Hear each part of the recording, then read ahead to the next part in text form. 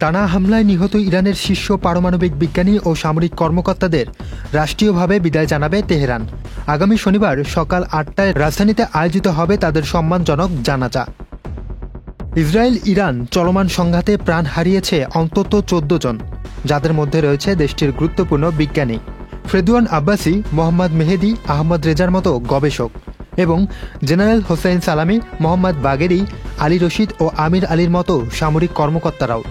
এমন মেধাবী বিজ্ঞানী ও দেশপ্রেমিক সামরিক কর্মকর্তাদের টার্গেট করে ইরানকে কৌশলে দুর্বল করার চেষ্টা চালিয়েছে ইসরায়েল। এলএমই সার্টিফাইড বিশ্বসেরা কপারে তৈরি ওয়ালটন কেবলস, যা আপনার স্থাপনাকে রাখবে সব সময় নিরাপদ। তবে ইরানের জনগণের জাতীয়তাবোধ ও চেতনার কাছে নতজানু হয়েছে ইসরায়েল। নিহতদের প্রতি সম্মান জানিয়ে রাষ্ট্রীয়ভাবে তাদের জানাজার আয়োজন করা হচ্ছে। এ যেন এক শোকাবহ বিজয়ের দিন তেহরানের জন্য। ১৩ জুন শুরু হওয়া এই সংঘর্ষে ইসরায়েল প্রথম ইরানের বিভিন্ন লক্ষ্যবস্তুতে বোমা বর্ষণ করে। পাল্টা জবাবেও ইরানও ছোড়ে ক্ষেপণাস্ত্র।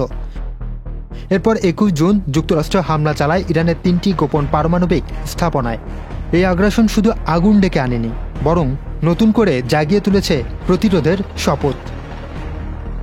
Muin Tajdid, channel I.